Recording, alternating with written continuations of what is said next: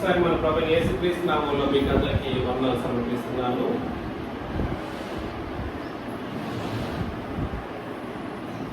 ఈరోజు మనస్సాక్షికి సంబంధించినటువంటి 3వ పాఠాన్ని మనం పరిశీలన చేయబోతాం. మానవునికి వచ్చిన సత్యంలో మొదటి పాటలో ఏం ఆలోచన చేశామనంటే, మానవుడు ఎన్ని భాగాలు? 3 భాగాలు. అందులో 3 అని అంటే జీవము, ఆత్మ, శరీరం అన్న సత్యాన్ని, మనిషికి సంబంధించిన సత్యాన్ని గుర్తించగలిగాం. 2వ పాటలో ఈ 3 భాగాల్లో ఒకటైనటువంటి ఆత్మకు సంబంధించినటువంటి మానవునికి వచ్చిన సత్యంలో పరిశీలనాత్మకంగా ఆలోచన చేస్తూ ఆత్మ యొక్క అంతరింద్రియాలు, ఆత్మ యొక్క ఇంద్రియాలు లేదా అంతరింద్రియాలు అనేటువంటి ఒక విషయం ఏమైందో దాని గురించి పరిశీలన చేసుకుంటూ అందులో ఒకటైనటువంటి ఆత్మేంద్రియాలు ఎన్ని లేదా అంతరింద్రియాలు ఎన్ని అని అంటే అవి 5 అని. అందులో ఒకటేమిటి? మనోనేత్రాలు, మనస్సాక్షి, మనస్సు, హృదయము, మంచి చెడ్ల జ్ఞానం అనే ఈ 5ంటికి సంబంధించిన విషయాల్లో 2 భాగాలుగా మనోనేత్రాలకు సంబంధించిన విషయాలను పరిశీలన చేశాం. 2 సబ్జెక్టులు ఆలోచన చేశాం. అదేవిధంగా మనస్సాక్షికి సంబంధించిన 2 భాగాలు కూడా పరిశీలన చేశాం. ఈరోజు మనస్సాక్షికి సంబంధించినటువంటి 3వ పాఠని ఈరోజు పరిశీలన చేయబోతాం. ఇది మనం నేర్చుకుంటూ వచ్చింది. మనస్సాక్షి ఈ అంతరింద్రియాలలో ఏ ఒక్కటి కూడా సరే నిర్లక్ష్య ధోరణిలో నేర్చుకున్నదగిన విషయం కాదు. ఈ అంతరింద్రియాలకు సంబంధించి మానవుని గురించి మానవుడే తెలుసుకోవాల్సినటువంటి పరిస్థితుల్లో మనిషిని సృష్టించిన దేవుడు ఆ మానవునికి సంబంధించిన విషయాలను గ్రంథస్థం చేసి ఇచ్చిన దాంట్లోనే దానికి సంబంధించిన విషయాలు వెదకాలి. బయట ఎక్కడ వెదకడానికి అవకాశం లేదు. అందులోనూ మనస్సాక్షి అనేటువంటి మాట కాన్షియస్నెస్ లేదంటే మనస్సాక్షికి సంబంధించినటువంటి ఒక సంగతి ఏదైతే ఉందో అది క్రొత్త నిబంధనలోనే ఎక్కువగా కనబడేటువంటి పదజాలంగా కూడా మనం కనుక్కోగలం. అందులో మనస్సాక్షి మనిషి పాపం చేసినప్పుడు మనస్సాక్షి ఏమైపోతుంది? మనిషి పాపం చేసినప్పుడు మనస్సాక్షి ఏమవుతుంది? త్రోసివేయబడ్డటువంటి పరిస్థితుల్లోనూ అపవిత్రమైనది గాను, అదేవిధంగా వాత వేయబడిన దాని గాను ఏంటంటే ఇలా తయారైపోతుంది మనస్సాక్షి అని మొదటి పాటలో పరిశీలన చేసినప్పుడు, 2వ పాటలో ఏమని ఆలోచన చేసామంటే అలా పాపంతో నిండిపోయినటువంటి పరిస్థితుల్లో మనస్సాక్షి పని చేయకపోగా ఏమవుతుంది? మనిషి పాప భరితుడై బ్రతికిపోతాడు. ఆ మనస్సాక్షి అనేది పాపభరితంతో కూడినటువంటి మనస్సాక్షికి సంబంధించిన దాన్ని పాపము లేని, కల్మషం లేని మనస్సాక్షిగా మార్చగలిగేటువంటి ఏకైక సాధనం ఏమిటో మనం పరిశీలన చేశాం గత వారం. కల్మషం లేనటువంటి మనస్సాక్షి ఎప్పుడు ఎలా సాధ్యమవుతుంది? మనస్సాక్షి సరిగ్గా పనిచేయాలి, సరిగ్గా తప్పు ఒప్పు అని సరిగైనటువంటి విధానంలో గుర్తించాలి అని అంటే అది కల్మషం లేనిదిగా ఉండాల్సినటువంటి పరిస్థితి ఉందని పరిశీలన చేస్తూ దానికి సంబంధించినటువంటి ఏర్పాటు తండ్రి దేవుడైతేనేమి, పరిశుద్ధాత్ముడైతేనేమి, యేసుక్రీస్తు అయితేనేమి ఏం చేశారో అనేటువంటి ఒక ఏర్పాటుకు సంబంధించిన విషయాలను పరిశీలన చేశాం. అందులో ఒక విషయాన్ని మరొకసారి నెమరు వేసుకొని ముందుకు సాగుదాం. హెబ్రీయులకు రాసిన పత్రికలో హెబ్రీయులకు రాసిన పత్రిక 9వ అధ్యాయంలో ఎన్నిసార్లు రిపీట్ చేసినా తప్పేం లేదు, చెప్పిందే చెప్పారన్నట్టుగా ఆలోచన చేయకండి. ఇది మీకు మనసులో గుర్తు పెట్టుకోవాల్సినటువంటి అత్యంత ముఖ్యమైన విషయం. నేడు మనస్సాక్షి సరిగ్గా పనిచేయటం కోసం బోధలు చేస్తూ ఉంటారు మనుషులు. బోధలు చేసేటప్పుడు సరిగ్గా మనస్సాక్షి పనిచేయటానికి బోధలు 66 పుస్తకాల బోధలు పనికిరాదు. 66 పుస్తకాల బోధలు పనికిరాదు. మనస్సాక్షి కడుగుబడేటువంటి ఒక కార్యక్రమం కేవలం కొత్త నిబంధనలోనే దేవుడు డిజైన్ చేసి పెట్టేశారు. కాబట్టి హెబ్రీ పత్రికలో మనం అనుకున్నట్లుగా హెబ్రీ పత్రికలో మన వాళ్ళు ఏమంటూ ఉంటారంటే 66 పుస్తకాలను బట్టి రాయబడింది కాబట్టి ఇందులోది కలిపి రాశాడు హెబ్రీ పత్రిక. ఎలా రాశారు? పాత మరియు పాత నిబంధన బట్టి కొత్త నిబంధన రాశారు అన్నట్లుగా చెబుతూ ఉంటారు. కానీ హెబ్రీ పత్రికను సరిగ్గా కళ్ళు తెరిచి చదవగలిగినటువంటి వాళ్ళు బుద్ధిహీనతతో కాకుండా జ్ఞానయుక్తంగాను నిబంధనాత్మకంగాను పరిశీలన చేసేటప్పుడు రెండింటిని కలిపి హెబ్రీ పత్రిక రాయబడలేదు. ఏ రెండింటిని? పాత నిబంధనను క్రొత్త నిబంధనను కలిపి రాయలేదు హెబ్రీ పత్రిక. మరి ఏమని రాశాడు? పాత నిబంధన ఇంటూ ప్లస్ కాదు, ఇంటూ క్రొత్త నిబంధన ఇజ్ ఈక్వల్ టు హెబ్రీ పత్రిక. ఇంటూ అంటే ఇది దీనికి వ్యతిరేకమై ఉంది, ఇది దానికి సమానమైనది కాదు, ఇది రెండు కలిపి రాసినటువంటిది కాదు. పాత నిబంధనకు వ్యతిరేకంగా పాత నిబంధనలో సంగతులు ఏమై ఉన్నాయో వాటికి దానికి దీనికి సంబంధం లేదు, దీనికి వ్యతిరేకమైనది అన్నట్లుగానే రాశాడు. అందులో మన సబ్జెక్ట్ ఏమిటంటే మనస్సాక్షికి సంబంధించి పరిశీలన చేసేటప్పుడు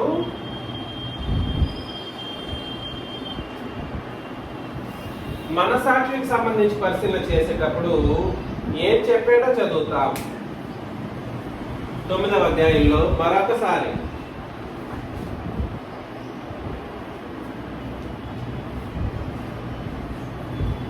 హెబ్రీ పత్రిక 9వ అధ్యాయం 7 నుండి లేదా 6 నుండి ఇవి ఇలాగ ఏర్పరచబడినప్పుడు యాజకులు సేవ చేయొచ్చు, నిత్యమును ఈ మొదటి గుడారంలోనికి వెళ్ళుదురు. కానీ సంవత్సరమునకు ఒక్కసారి మాత్రమే ప్రధాన యాజకుడు ఒక్కడే రక్తము చేత పట్టుకొని, అండర్లైన్ చేసుకోవాలి, రక్తము చేత పట్టుకొని రెండవ గుడారంలోనికి ప్రవేశించును. ఆ రక్తము తన కొరకును ప్రజల అజ్ఞానకృతముల కొరకును అతడు అర్పించును. దీనిని బట్టి మొదటి గుడారం ఇంకా నిలిచిచుండగా అతి పరిశుద్ధ స్థలంలో ప్రవేశించు మార్గము బయలుపరచబడలేదని పరిశుద్ధాత్మ తెలియపరుచున్నాడు. ఈ పాత నిబంధన మొదటి గుడారం నిలబడినంత కాలం, పాత నిబంధన మొదటి గుడారం అంటే భౌతిక సంబంధమైనటువంటి గుడారం ఉన్నంత కాలం అతి పరిశుద్ధ స్థలం అదే గోల్, అందరి యొక్క గోలు ఏంటిది?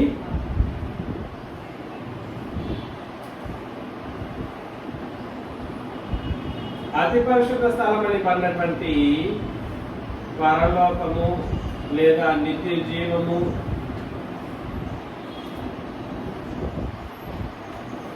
దీనికి మార్గము ఉందా అని అంటే లేదు. ఏది ఉన్నంత కాలం? పాత నిబంధన గుడారం నిలబడినంత కాలం. అది ఎంతవరకు నిలబడింది ఆ గుడారము? క్రీస్తు శిలువ మరణం వరకు పాత నిబంధన ఆరాధనకు సంబంధించినటువంటి కార్యక్రమాలన్నీ కొనసాగింపులో ఉన్నాయి. గుడారం అని అంటే అక్కడ ఏం చేస్తారు? బలులు, అర్పణలు, ఈ సేవా నియమాలు, సేవా కార్యక్రమాలు జరిగిస్తారు.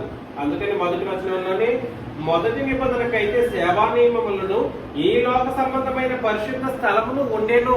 ఆ పరిశుద్ధ స్థలములో లేదా మొదటి గుడారములో ఏం జరిగేదని అంటే సేవా నియమాలు జరుగుతూ ఉంటాయి. ఆరాధనకు సంబంధించి, పాప పరిహారానికి సంబంధించి కార్యక్రమాలు ఎల్లప్పుడూ జరిగిస్తూనే ఉండేవాళ్ళు. ఆ విషయం గురించి మాట్లాడుతూ ఈ పాత నిబంధన ఉన్నంత కాలం కూడా సరే, పాత నిబంధన కార్యక్రమాలు జరిగించినంత కాలం నిత్య జీవానికి వెళ్లే మార్గం ఉందా? నిత్య జీవానికి వెళ్లే మార్గము అందుకని ఆ మాటను తెలియజేస్తూ ఎందుకు వెళ్ళలేకపోయారు అని అంటే అక్కడ చెప్తున్నాడు 8వ వచనంలో 9వ వచనంలో ఆ గుడారము ప్రస్తుత కాలమునకు ఉపమానముగా ఉన్నది. ఈ ఉపమానార్థమును బట్టి మనస్సాక్షి విషయంలో ఆరాధకునికి అదే చెప్తున్నాడు. గుడారంలో ఏం జరుగుతుంది? ఆరాధన జరుగుతుంది. మనస్సాక్షి విషయంలో, ఏ విషయంలో? మనస్సాక్షి విషయంలో ఆరాధకునికి ఏం కలగదు? సంపూర్ణ సిద్ధి కలుగజేయలేని అర్పణలను బలులను అర్పింపబడుచున్నది. దీనికి కల్మషం లేని స్థితి ఉంటేనే ఇక్కడికి ప్రవేశించడానికి, ఎక్కడ? అతి పరిశుద్ధ స్థలంలో. కానీ పాత నిబంధన ఆ మనిషికి, మనసాక్షికి ఏం కలిగించలేకపోయింది? సంపూర్ణతను లేదా కల్మషం లేని స్థితిని ఇవ్వలేకపోయింది పాత నిబంధన ఆరాధన కార్యక్రమం. సంపూర్ణ స్థితిని ఇవ్వగలిగిందా? ఇవ్వలేకపోయింది. అందుకని ఇవ్వలేని పరిస్థితుల కారణాన్ని బట్టి మరి ఏం మాత్రమే జరిగింది ఆ జంతు బలుల రక్తాల వలన అని అంటే అక్కడే చెప్పేశాడు. ఇవి దిద్దుబాటు కాలం జరుగు వరకు విధింపబడి అన్నపానములతోనూ నానా విధములైన ప్రక్షాళనలతోనూ సంబంధించిన శరీరాచారాలు మాత్రమే ఉన్నవి. కాబట్టి అది ఏం ఆచారం? అది శరీరాచారాలు. శరీరాచారాలు జరిగించడం ద్వారా శుద్ధీకరణ మనసాక్షి జరుగుతుందనంటే జరగదు. శరీర కార్యక్రమాల ద్వారా మనసాక్షికి ఏం కలగదు? శుద్ధి జరగదు.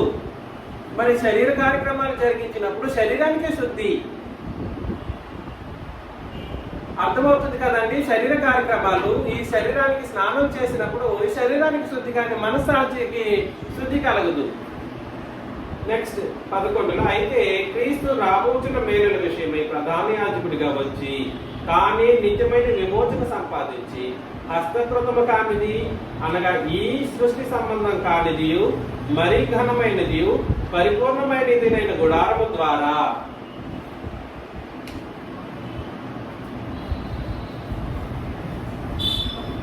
పాత నిబంధనకు ఒక గుడారం ఉంది.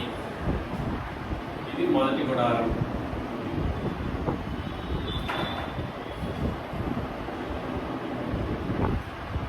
క్రొత్త నిబంధనకు ఒక గుడారం ఉంది. ఇది ఎటువంటిది? హస్తకృతం కానిది, సృష్టి సంబంధము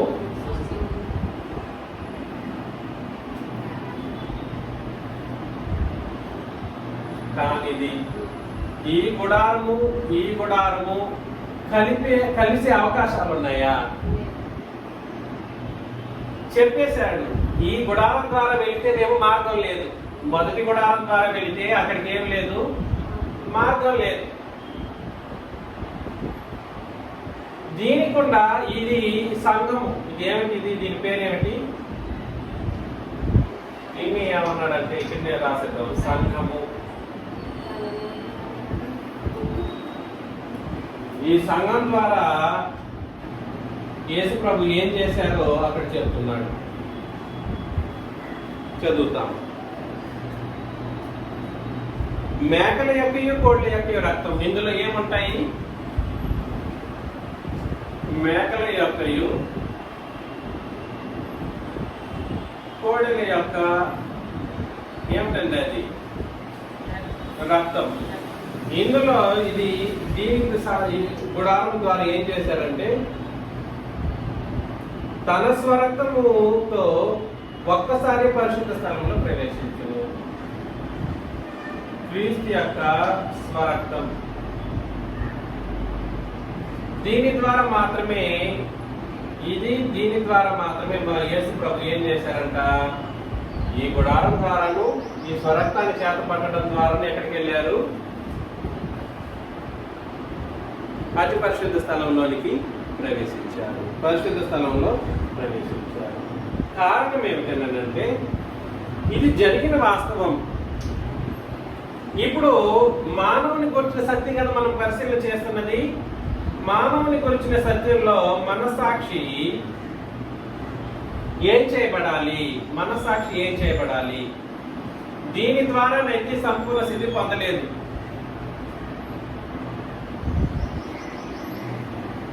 ఏది మనసాక్షి సంపూర్ణ సిద్ధి జరగదు. దీని ద్వారా అయితే ఏం జరుగుతుంది? అందుకే అక్కడ చదివేద్దాం 14లో 12, 13, 14 ఏలి అనగా మేకల యొక్క ఎడ్ల యొక్క రక్తమును మైలుపడిన వారి మీద ఆవు దూడ బూడిద చల్లుటయు ఇది శరీర శుద్ధి.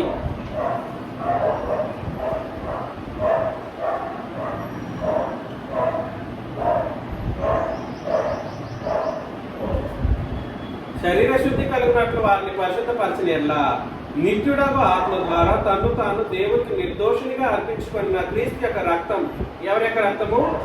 క్రీస్తు యొక్క రక్తము నిర్జీవ క్రియలను విడిచి జీవము గల దేవుని సేవించుటకు మీ మనస్సాక్షిని ఎంతో ఎక్కువగా శుద్ధి చేయును అని అన్నాడు అనమాట. ఎవరి యొక్క మనస్సాక్షిని? సంఘంలో వాళ్ళ యొక్క మనస్సాక్షిని లేదా మన యొక్క మనస్సాక్షిని క్రీస్తు రక్తం ఏం చేస్తుంది? ఎంతో ఎక్కువగా శుద్ధి చేస్తుంది.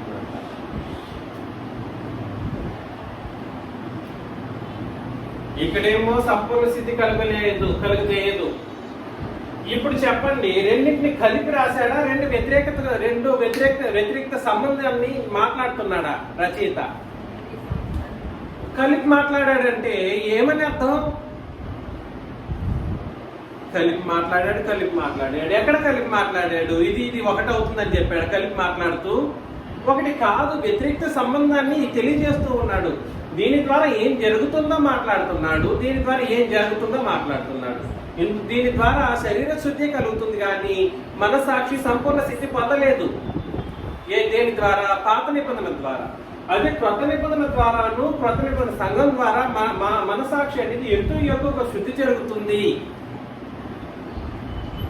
వీళ్ళు మాత్రమే ఎవరైతే ఈ మనసాక్షి చేత మనసాక్షి ఎక్కువగా క్రీస్తు రక్తం చేత శుద్ధీకరించబడతారో వాళ్ళు మాత్రమే ఏమవుతారు? సంపూర్ణ స్థితిని పొందడంతో పాటుగా ఏం జరుగుతుంది? 19:20 10వ అధ్యాయంలో ఎబ్రీ పత్రిక 19:20లో సహోదరులారా, మన కొరకు ప్రతిష్ఠించిన మార్గమున అనగా నూతనమైనదియు జీవము గలదియు ఆయన శరీరము అను తెర ద్వారా ఏర్పరచబడినది మార్గమున ఆయన రక్తము వలన రెండింటి గురించి మాట్లాడుతున్నాడు. శరీరము అనే సంఘము ప్లస్ ఆయన స్వరక్తం వాళ్ళని ఏం చేశాడంటే ఒక మార్గాన్ని యేసు ప్రభువు స్థిరపరిచాడు. దేనికి? ఈయన వెళ్ళిన మార్గాన్ని ఈయనే ఆ మార్గంలో వెళ్ళాడు. ఈ మార్గం ద్వారానే ఏం చేసి ఈ మనసాక్షి శుద్ధి చేయబడినటువంటి వాళ్ళు కూడా పయనం చేసి వెళ్ళిపోతారు. అదే అక్కడ విషయం మాట్లాడుతున్నాడు. ఆయన రక్తం వలన పరిశుద్ధ స్థలమునందు ప్రవేశించుటకు మనకు ధైర్యము కలిగి ఉన్నది గనుకను దేవుని ఇంటి పైన మనకు గొప్ప యాజకుడున్నాడు గనుకను మనస్సాక్షికి కల్మషం తోచకుండానట్లు. దేనికి కల్మషం తోచకుండానట్లు? మనస్సాక్షికి కల్మషం తోచకుండానట్లు ప్రోక్షింపబడిన హృదయముల గలవారమును నిర్మలమైన ఉదకముతో స్నానము చేసిన శరీరముల గలవారమునయ్యుండి విశ్వాస విషయంలో సంపూర్ణ నిశ్చిత కలిగి యథార్థమైన హృదయముతో మన దేవుని సన్నిధానమునకు ఇదే దేవుని సన్నిధానం. దీన్ని మరొక పేరు చెప్పాడు. దీన్ని ఏమన్నాడు?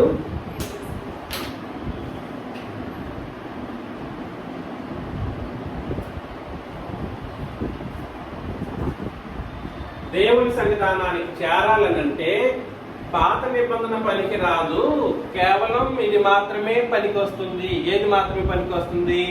ఒకటి క్రొత్త నిబంధన గుడారం అని చెప్పబడినటువంటి సంఘము, 2 క్రీస్తు యొక్క రక్తంతో ప్రతిష్ఠించబడినటువంటి మార్గం. ఆ రక్తంతో ప్రతిష్ఠించుకుంటూ వెళ్ళిపోయాడు ఆయన.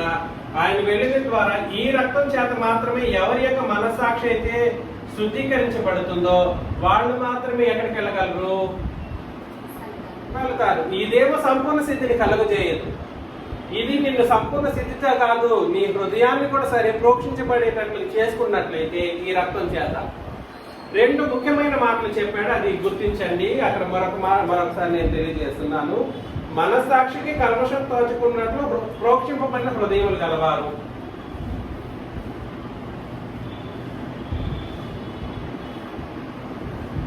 ప్రోక్షింపబడిన హృదయం.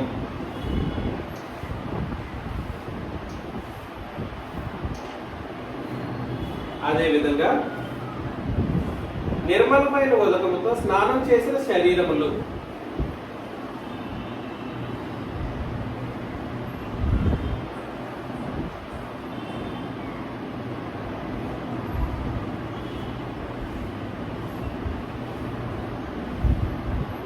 ఇవి ఆత్మ యొక్క ఇంద్రియమైనటువంటి మనస్సాక్షి.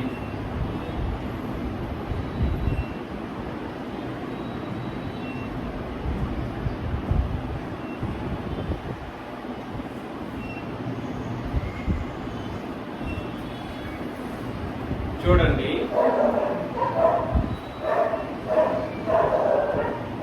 ప్రోక్షించబడినటువంటి హృదయం అనే మాట దేనికి సంబంధించి ఏమైనా ఐడియా ఉందా? చెప్పారు ముందు కూడా చాలా సార్లు చెప్పారు. ప్రోక్షించబడిన హృదయము ఉంటే దాని అర్థం ఏమిటి? ఏంటండి?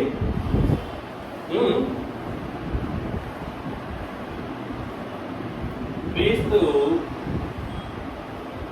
రక్తం అనే క్రొత్త నిబంధనను హృదయమంతా నింపుకోవటం.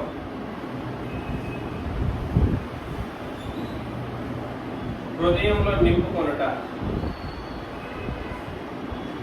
గురించి మాట్లాడుతుంది. ఉదకముతో స్నానం చేసిన శరీరం అంటే అర్థం ఏమిటి? బాప్తిస్మం.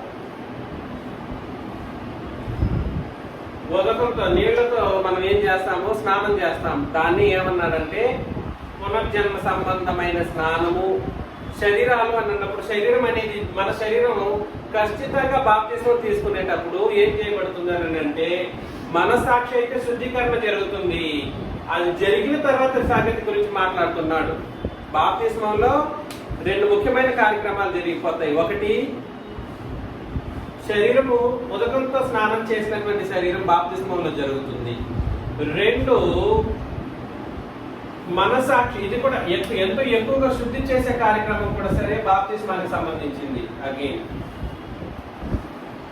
ఈ రెండు జరిగిపోయిన తర్వాత ఇక్కడ బాప్తిస్మంలో ఒకసారి పొందేసిన తర్వాత మన యొక్క హృదయాన్ని కాపాడుకునేటువంటి పరిస్థితి మనదే. దేన్ని బట్టి కాపాడుకోవాలి? హృదయం క్రీస్తు రక్తం అనే క్రొత్త నిబంధనను బట్టి హృదయం అనేది ఎల్లప్పుడూ ప్రోక్షించబడుతూ ఉండాలి. ఇది నిత్య కార్యక్రమం. ఇది ఒకే కార్యక్రమం, ఒకసారి జరిగిపోతుంది. శుద్ధీకరణ కూడా ఒకసారి జరిగిపోతుంది.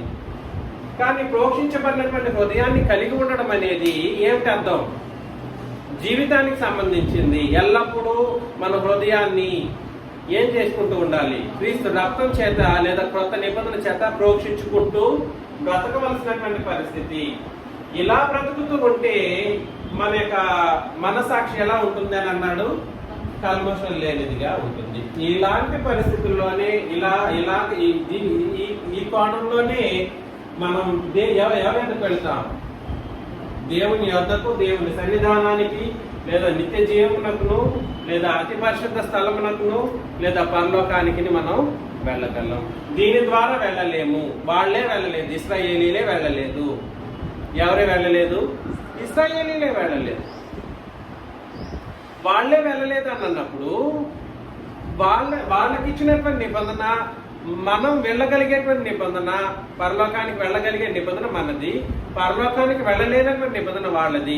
రెండింటిని కలిపి అపోస్తులు బోధించారంటే బోధించలేదు, వ్యత్యాసాన్ని ఎత్తి చూపించారు. వ్యత్యాసాన్ని, అయ్యా దీని ద్వారా వెళ్ళలేరు, దేని ద్వారా? ధర్మశాస్త్రం ప్రకారం. వాళ్లే వెళ్ళలేదని పరిశుద్ధాత్మ తేటగా చెప్తున్నాడు అని అన్నాడు. రెండింటిని కలిపి బోధించారా? రెండింటిని కలిపి బోధించడం అంటే అర్థం ఏమిటంటే దానికి దీనికి తేడా లేకుండా బోధించాడని అర్థం.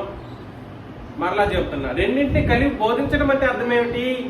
దానికి దీనికి తేడా లేదు అన్ని ఒకటే అన్నట్లుగానే అర్థమయ్యేటువంటి పరిస్థితుల్లో ఉంటుంది. కానీ వాస్తవానికి అపోస్తలులు ఆ విధంగా ఎక్కడా చెప్పలేదు. క్రొత్త నిబంధనలు రెండింటిని కలిపి ఏ ఒక్క చోట కూడా సరే మాట్లాడలేదు. దయచేసి ఈ సంగతి మాత్రం మీరు మనసులో పెట్టుకోవాల్సినటువంటి చాలా ముఖ్యమైనటువంటి విషయం. సో ఇప్పుడు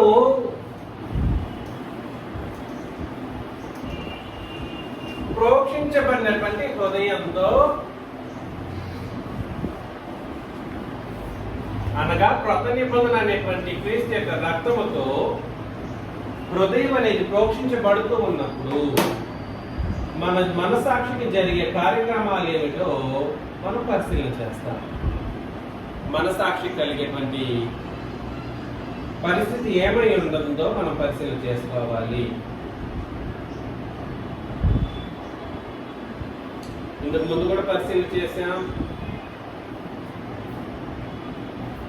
ధర్మశాస్త్ర సంబంధమైనటువంటి విధానంలో మనస్సాక్షి అనేది ఉండడానికి అవకాశం లేదు. దేనికి సంబంధించి?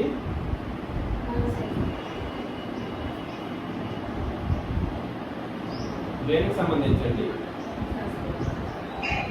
పాత నిబంధన లేదా ధర్మశాస్త్రానికి సంబంధించినటువంటి విధి విధానాలను బట్టి మనస్సాక్షిని నేను సరిగ్గా పెట్టుకోగలనంటే కుదరదు. తిమోతికి రాసిన మొదటి పత్రికలో 1వ అధ్యాయం 4 నుండి 7 వచనాలను చదివినట్లయితే, తిమోతికి రాసిన మొదటి పత్రిక 1వ అధ్యాయం 4 నుండి 7 వచనాలు. విశ్వాస సంబంధమైన దేవుని ఏర్పాటుతో కాక వివాదములతోనే సంబంధం కలిగినవి కనుక వాటిని లక్ష్య పెట్టవద్దని కొందరికి ఆజ్ఞాపించుటకు నీవు ఎఫెసులో ఉండవలనని నిన్ను హెచ్చరించిన ప్రకారం ఇప్పుడును హెచ్చరించుచున్నాను. ఉపదేశ సారమేదనగా పవిత్ర హృదయం నుండి, మంచి మనస్సాక్షి నుండి, నిష్కపటమైన విశ్వాసము నుండి కలుగు ప్రేమయే.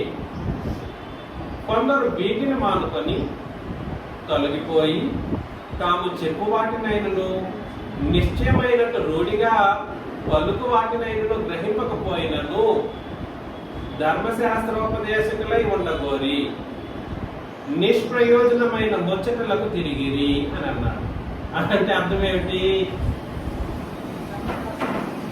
ధర్మశాస్త్రోపదేశకులుగా ఉండగోరి నిష్ప్రయోజనమైన ముచ్చటలకు తిరిగారంట కొంతమంది అపోస్తులు బోధిస్తూ ఉన్నప్పుడు. విశ్వాస సంబంధమైన దేవుని ఏర్పాటు ఏదైతే ఉందో 4వ వచనం మరొకసారి నేను చదువుతాను. తిమోతికి రాసిన మొదటి పత్రికలో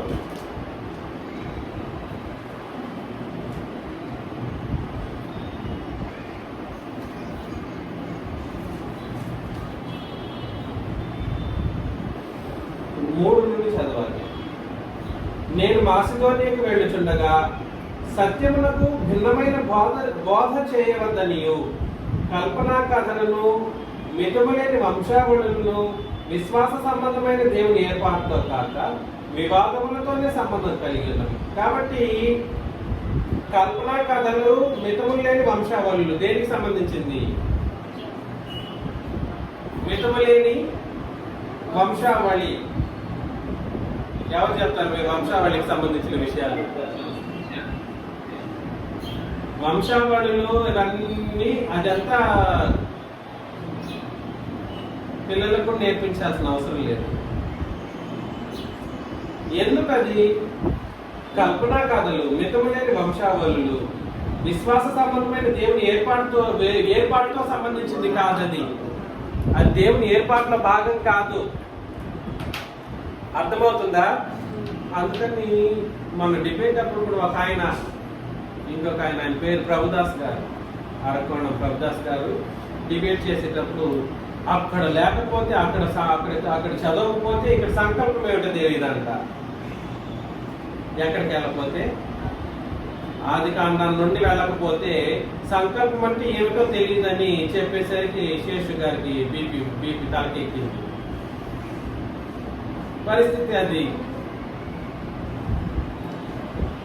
ఆ పాత నిబంధనలో ఉన్నటువంటి సంగతులు ఏవైతే ఉన్నాయో, ఆ కల్పనా కథలు ఏవైతే ఉన్నాయో, మితములేని వంశావళులను, అవి దేనికి సంబంధించింది కాదు, విశ్వాస సంబంధమైన దేవుని ఏర్పాటుతో సంబంధించింది కాక వివాదములతోనే సంబంధం కలిగి ఉన్నవి. దేనితో సంబంధం కలిగి ఉంటుంది? వివాదాలు. కనుక వాటిని మనం ఏం చేయకూడదు, లక్ష్య పెట్టవద్దనియు కొందరికి ఆజ్ఞాపించుటకు నీవు ఎఫెసులో నిలిచి ఉండవలనని నిన్ను హెచ్చరించిన ప్రకారం ఇప్పుడు నువ్వు హెచ్చరిస్తున్నాను. అంటే ఎప్పుడు హెచ్చరిస్తూనే ఉంటానన్నమాట. ఎవరు? పౌలు గారు తిమోతిని. ఆయన అక్కడ ఎఫెసు సంఘంలో ఉండేవాళ్ళు కొంతమంది దారి తప్పుతున్నట్టున్నారు, చూడు నువ్వు ఉండి అక్కడే, వాళ్ళు దారి తప్పిపోతే నరకం పోతారు. అలాంటి పరిస్థితి ఉండకూడదని ఇంతకు ముందు నేను హెచ్చరిస్తున్నాను, ఇప్పుడు కూడా నేను ఏం చేస్తున్నాను, మరలా హెచ్చరిస్తున్నాను. ఉపదేశ సారం ఏమిటో చెప్తున్నాను. ఉపదేశం చేయాల్సింది ఏమిటో చెప్తున్నాను. ఏమిటి ఉపదేశ సారము? పవిత్ర హృదయం నుండి, మంచి మనస్సాక్షి నుండి, నిష్కపటమైన విశ్వాసము నుండి కలుగు ప్రేమ ఉపదేశ సారం. అర్థం చేసుకోండి. ఉపదేశ సారం ఏమో ఉండాలి ఎప్పుడు అంటే పవిత్రమైనటువంటి హృదయం, మంచి మనస్సాక్షి, నిష్కపటమైన విశ్వాసం నుండి. నిష్కపటమైన విశ్వాసం అర్థమేంటి? నిష్కపటమైన విశ్వాసం అంటే నిష్కపటమైన విశ్వాసం ఏమిటి? కపటం లేని విశ్వాసం కాదు. అది ఏమిటి? క్రొత్త నిబంధన విశ్వాసం నిష్కపటమైన విశ్వాసం. పాత నిబంధన కలిపేశారనుకోండి, అది నీ కపటంతో కూడినటువంటి విశ్వాసంగా ఉంటది, సరైన విశ్వాసంగా ఉండదు. దాన్ని నిష్కపటమైన విశ్వాసం అని అంటారు. అర్థం చేసుకోండి. దీని వలన కలగాలి ఏమిటి? ప్రేమ. అదే ఉపదేశ సారం.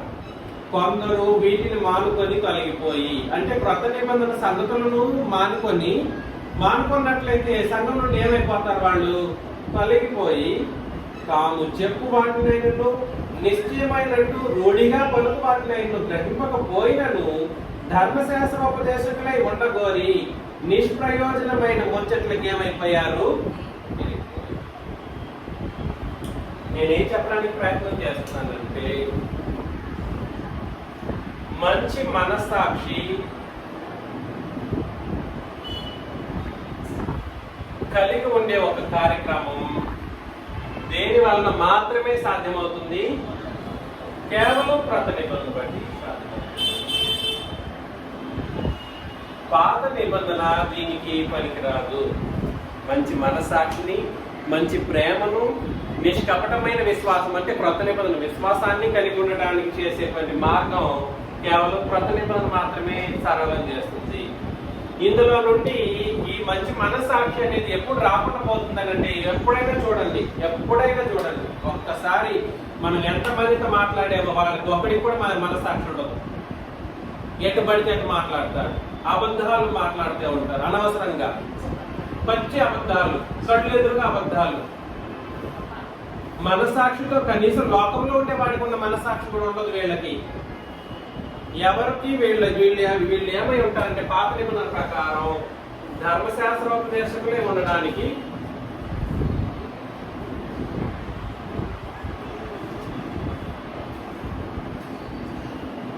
ఇష్టపడిన వాళ్ళు. వీళ్ళు అయ్యో పాత నిబంధన లేకుంటే బాధ జరుగుతుందా? జరగదు అని అంటారు టక్కమని. దేని ద్వారా జరగదు? పాత నిబంధన లేకపోతే బాధే జరగదు, కుదరదు, అది చెప్పకపోతే ఇది ఎట్లా అంటారనమాట. కాబట్టి వాళ్ళకి మనస్సాక్షి ఎలా ఉంటుంది? వాతవేయబడినటువంటి భ్రష్టమైనటువంటి విశ్వాసము, వాతవేయబడినటువంటి మనస్సాక్షిగా ఉంటుంది. వీళ్ళ యొక్క మొదటి ఉద్దేశం ఏమిటంటే, క్రొత్త నిబంధన ఉపదేశాన్ని వీళ్ళు ఏం చేస్తారు? ఉపదేశ సారం ఏమిటి? ఉపదేశ సారంను వీళ్ళు త్రోసిపుచ్చి సారాన్ని వీళ్ళు పాటిస్తారు. క్రొత్త నిబంధనలో ఉండే వాళ్ళు పాటిస్తారు. ఇక్కడ ఉపదేశం ఏమిటి? ధర్మశాస్త్రం. రెండింటినీ కలిపి బోధిస్తూ ఉంటారు. కల్పనా కథలు కావాలంటారు. అది లేకపోతే వినలేము అన్నటువంటి భక్తులు కూడా అలాగే తయారయ్యారు. ఏది లేకపోతే, ధర్మశాస్త్రం లేకపోతే మాకు వినడానికి కష్టం అండి అనేటట్లుగానే మనుషుల యొక్క భక్తులు కూడా పరిస్థితిగా ఉంటాయి. అర్థమవుతుందండి?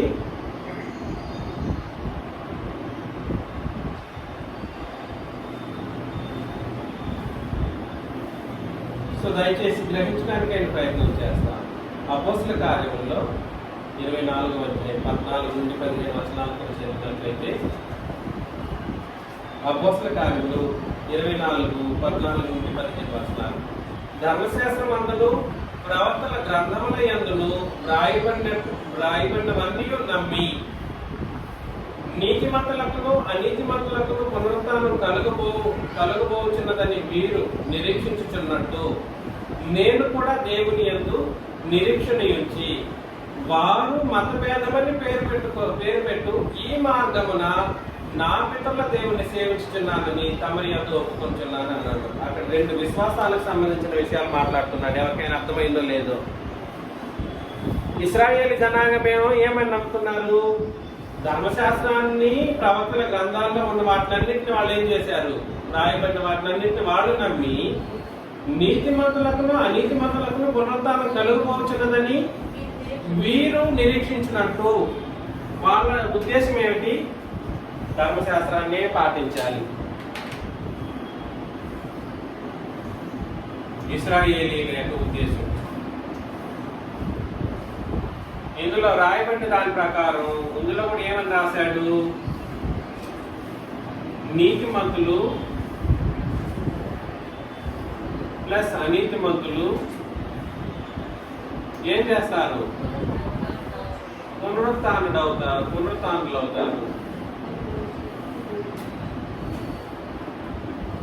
పునరుత్థానం పొందుతారు.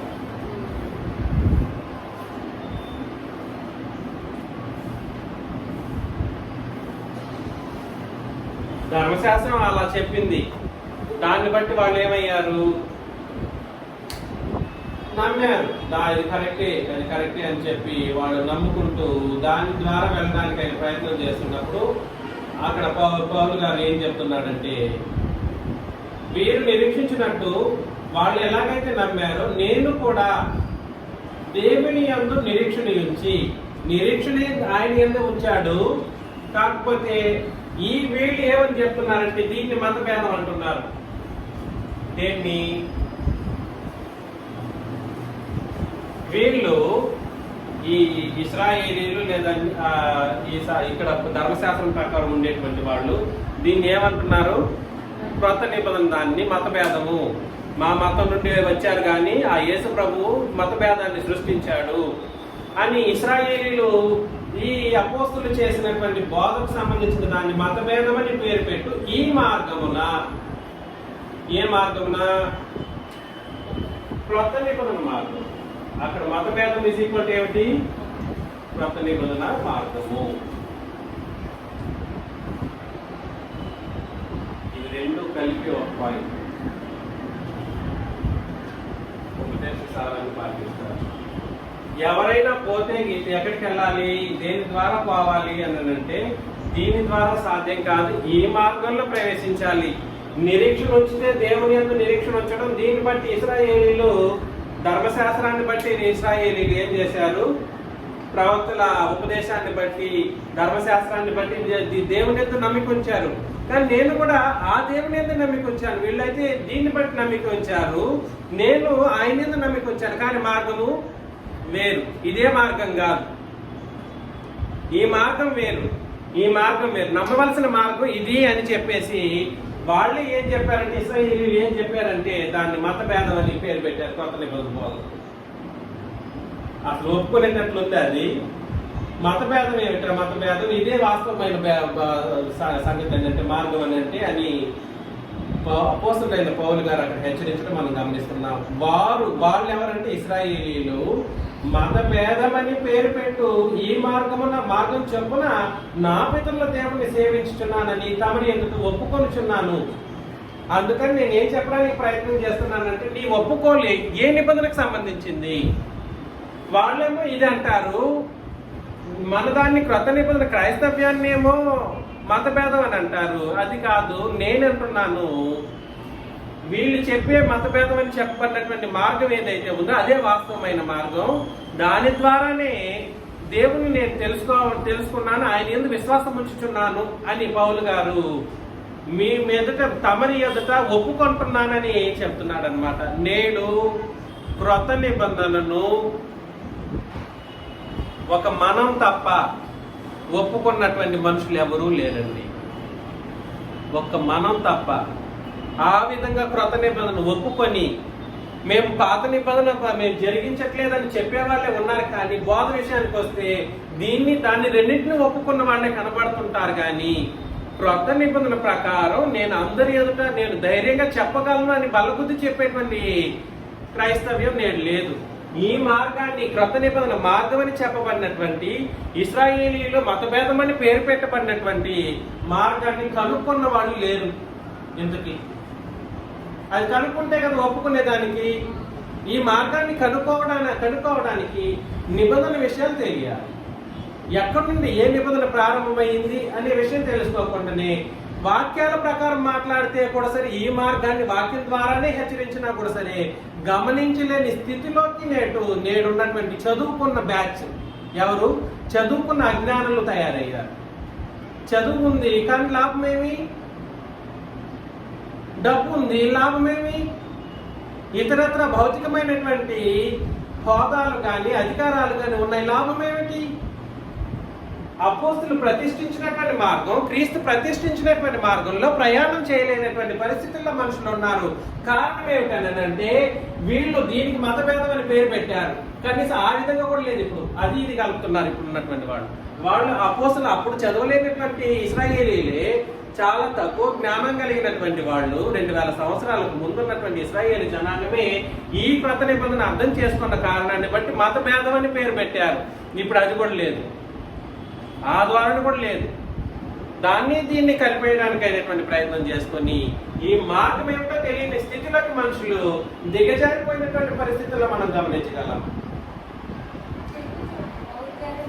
అందుకని దయచేసి గ్రహించండి, మనకు ప్రభు ప్రతిష్ఠించిన మార్గం ఏదైతే ఉందో ఆ మార్గంలో ప్రయాణించినప్పుడు ఏం జరుగుతుందని అంటే మనస్సాక్షి ఎలా ఉంటుంది?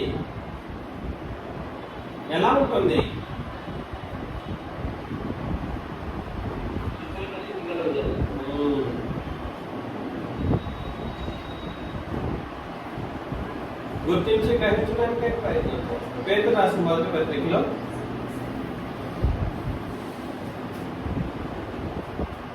పేతురు రాసిన మొదటి పత్రిక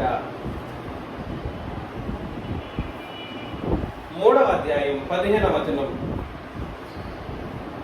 నిర్మలమైన మనస్సాక్షి కలిగిన వారై మీలో ఉన్న నిరీక్షణను గూర్చి మిమ్మల్ని హేతువు అడుగు ప్రతి వానికి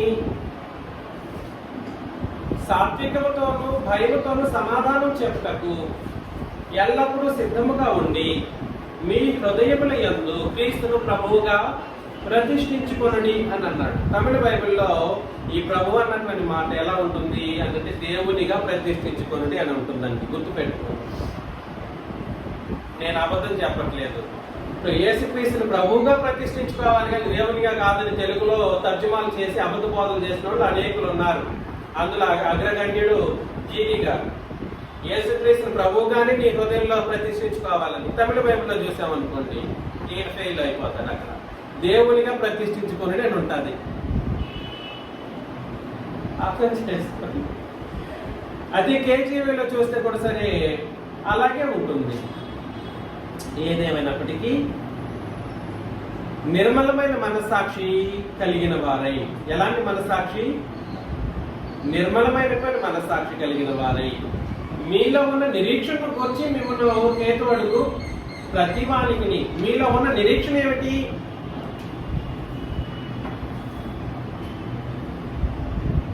మీలో ఉన్న నిరీక్షణ దీన్నే విశ్వాసము. ఇక్కడ ఈ సందర్భానికి సంబంధించి నీ విశ్వాసం ఏమిటి అని ప్రశ్నించిన వాళ్ళకి నువ్వు ఏ నిరీక్షణ లేదా ఈ నిరీక్షణ అనేది పరలోకం అని కూడా చెప్పవచ్చు. పరలోకం వెళ్ళడానికి నీకున్న మార్గం ఏమిటి అని ఎవరన్నా ప్రశ్నించారనుకోండి, ఏమిటి మార్గం అక్కడ చెప్పేశాడు. దాని గురించి అడిగితే ఎవరైనా అడిగితే ప్రతి వానికి ఎలా చెప్పాలి? సాత్వికముతో కోపడకూడదు, టకామని ఎగిరిపడకూడదు. సాత్వికముతోను భయముతోను సమాధానం చెప్పుటకు ఎల్లప్పుడూ సిద్ధంగా ఉంది. నా కాళ్ళు నొప్పులంటే కష్టం.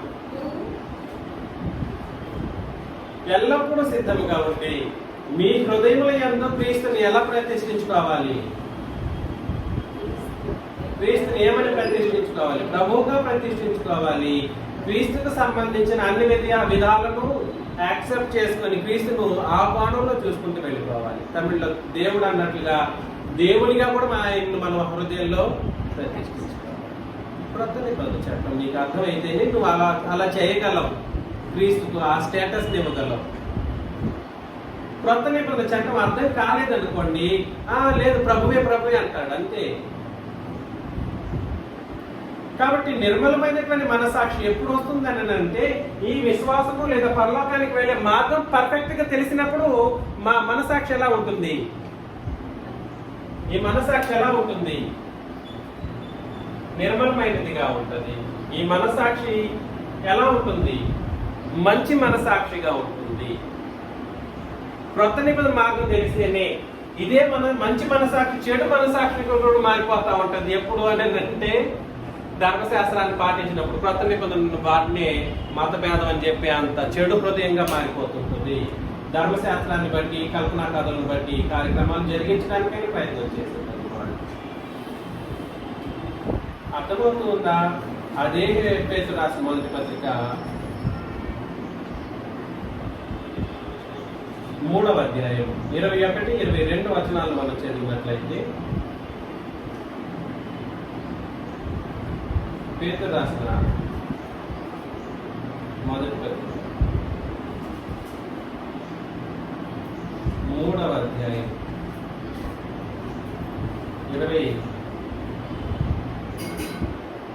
20 నుండి లేదంటే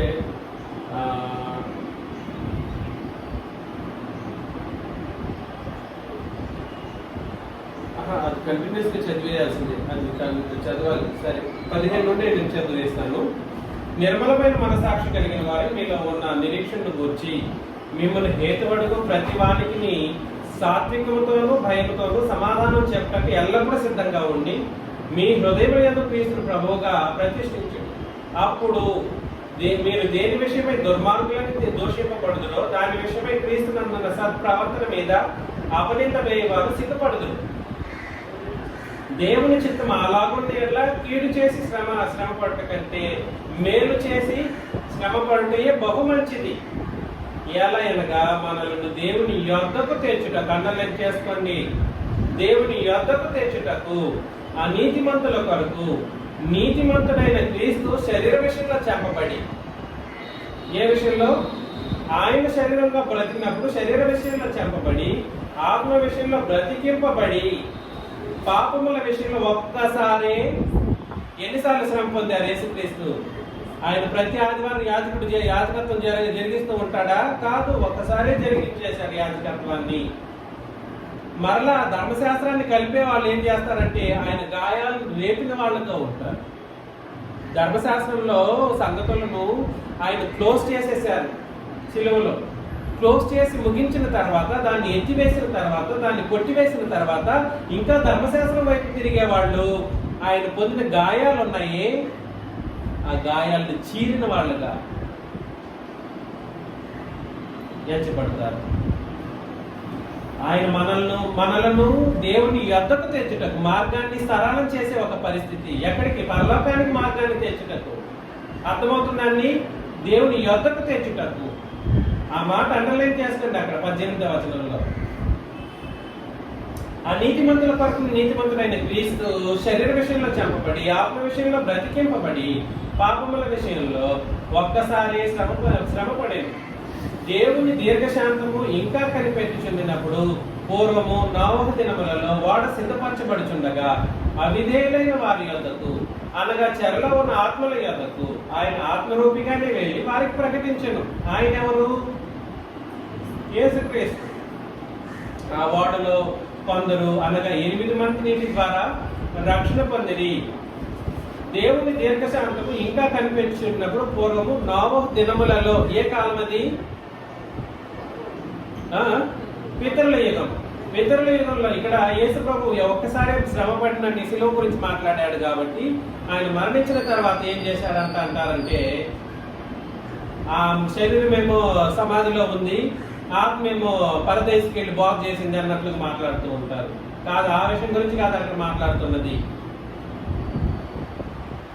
అర్థం చేసుకోండి. ఆయన యొక్క శరీరం గురించి, మరణం గురించి మాట్లాడిన తర్వాత ఈ సంగతిని మాట్లాడుతూ ఉన్నాడు. కాబట్టి చెబుతున్నప్పుడు ఆయన నోవహు దినములలో కాలం స్పెసిఫై చేశారు. ఏ దినాలలో? నోవహు దినాలలో ఓడ సిద్ధపరుచున్నప్పుడు. ఎవరు? నోవహు ఓడ సిద్ధపరుచున్నప్పుడు అవిధేయులైన వారి యొద్దకు అనగా చెరలో ఉన్న ఆత్మల యొద్దకు, అంటే పాపుల యొద్దకు, అపవాది చెరలో ఉన్న, ఏ చెర అది? అపవాది చెర. అపవాది చెరలో ఉన్న ఆత్మల యొద్దకు ఆయన ఎవరు? యేసుక్రీస్తు ఆత్మరూపిగానే వెళ్ళి వారికి ప్రకటించను. ఏం ప్రకటించాడు? అప్పుడున్నటువంటి సువార్త. ఈయన మరణానికి సంబంధించిన సువార్త కాదు సుమి, అప్పుడున్న సువార్త. ఆ ఓడలో కొందరు అనగా 8 మంది నీటి ద్వారా రక్షణ పొందిరి. 21. దానికి సాదృశ్యమైన బాప్తిస్మం. ఏమిటది? సాదృశ్యమైన బాప్తిస్మం ఇప్పుడు మిమ్మును రక్షించుచున్నది. అదేదనగా శరీర మాలిన్యం తీసివేయక కాదు గాని యేసుక్రీస్తు పునరుత్థాన మూలముగా దేవుని విషయము నిర్మలమైన మనస్సాక్షినిచ్చు. కాబట్టి మనస్సాక్షి సరిగ్గా పనిచేసే ఒక పరిస్థితి, లేదా నిర్మలమైన మనస్సాక్షి ఎప్పుడు వస్తుంది? ఎప్పుడు వస్తుంది అని అంటే బాప్తిస్మంలో వస్తుంది. బాప్తిస్మంలో వచ్చినప్పుడు క్రీస్తుని నీ హృదయంలో ప్రతిష్ఠించుకున్నప్పుడు ఏం జరుగుతుంది? మేలు చేసి కీడు అనుభవించడం కంటే కీడు చేసినప్పుడు సరే మనం దుఃఖపడి భూమి మీద బ్రతుకుతూ ఉన్నప్పుడు మన ప్రభు యొక్క శ్రమను మనం గుర్తించగలిగి భూమి మీద బ్రతుకుతూ ఉన్నప్పుడు మన యొక్క మనస్సాక్షి ఎలా ఉంటుంది? నిర్మలమైనటువంటి మనస్సాక్షిగా కొనసాగింపులో ఉంటుంది. ఆయన మరణించి సమాధి చేయబడి 3వ రోజు తిరిగి లేచిన తర్వాత ఆయన ఎలాగైతే పునరుత్థానుడయ్యాడో మనం కూడా అలా పునరుత్థానమైనప్పుడు మన మనస్సాక్షి నిర్మలమైనదిగా ఉండడంతో పాటు ఆయన ప్రభువుగానే ప్రతిష్ఠించుకున్నప్పుడు, లేదా ఆయన్ని దేవుడిగానే ప్రతిష్ఠించుకున్నప్పుడు మన దైనందిన జీవితంలో క్రొత్త నిబంధన ప్రకారం కొనసాగిస్తూ ఉంటే దేవుని అంతకు మనం ఏం చేయబడతాం? ఆయన తీసుకెళ్తాడు. ఎవరు? 22 అక్కడ అండర్లైన్ చేసుకోవాలి. ఆయన పరలోకమునకు వెళ్ళి దూతల మీదను అధికారుల మీదను శక్తుల మీదను అధికారం పొందిన వాడై దేవుని కుడి పార్శ్వమున ఉన్నాడు అని అన్నారు. ఆయన ఏం చేశాడో చెప్పాడు. ఒకటి, ఆయన ఏం చేశాడు? మన యొక్క మనస్సాక్షిని నిర్మలమైనదిగా చేస్తాడు.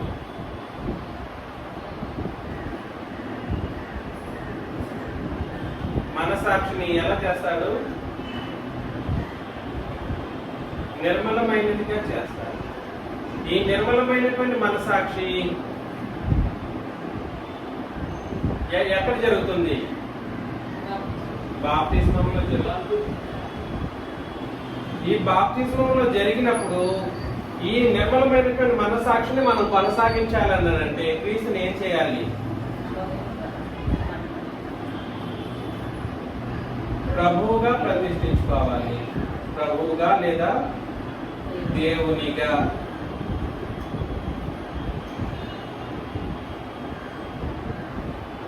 ప్రతిష్ఠించుకోవాలి. ఎక్కడ? హృదయంలో.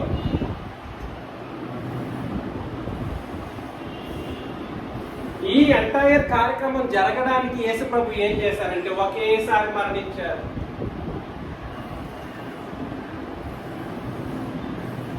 ఏం చేశారు? ఇది జరగాలని, ఈ కార్యక్రమాలన్నీ జరగాలని ఆయన ఎన్నిసార్లు మరణించారు? ఒకేసారి శ్రమపడి మరణించారు. దీని ద్వారా ఏం చేస్తాడనంటే మనల్ని ఆయన ఏ మార్గంలోనైతే వెళ్ళిపోయాడు, వెళ్ళి పరలోకమునకు వెళ్ళి దూతల మీదను అధికారుల మీదను శక్తుల మీదను అధికారం పొందిన వాడై దేవుని కుడి పార్శ్వంలో వెళ్ళి కూర్చున్నాడా? అదే కదా హోల్ కాన్సెప్ట్. ఆయన ఎలాగైతే కూర్చున్నాడో మరొకసారి 18వ వచనంలో ఏల అనగా మనలను దేవుని యొద్దకు తెచ్చుటకు. అంటే ఆయన ఎక్కడున్నాడు? పరలోకములో ఉన్నాడు. దేవుని యొక్క కుడి పార్శ్వంలో ఉన్నాడు, అది పరలోకము.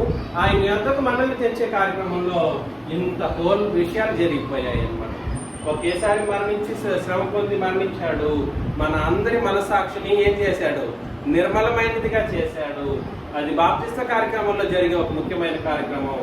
అది ఈ ఒకేసారి జరిగినప్పటికీ కూడా సరే, నిర్మలమైన మనసాక్షిని ఎల్లప్పుడూ కలిగి ఉండవలసినటువంటి ఒక పరిస్థితి. దానికి మూలం ఏంటంటే నిబంధన యొక్క సంగతులు, క్రీస్తును ప్రభువుగా దేవునిగా మన హృదయంలో ప్రతిష్ఠించుకొని నిబంధనానుసారంగా మనం బ్రతుకుతూ ఉన్నప్పుడు మనం కూడా ఆయన వెళ్ళిన మార్గంలోనే వెళ్ళిపోయేసి ఏం చేయబడతాం? యుగ యుగాల సంతోషాన్ని మనం పొందుకునే వాళ్ళగా ఉంటాం. అలా ఉండాలని నన్ను నేను హెచ్చరించుకుంటూ మిమ్మల్ని అందరినీ హెచ్చరిస్తూ ముగిస్తున్నాను. క్రీస్తు నామములో వందనాలు.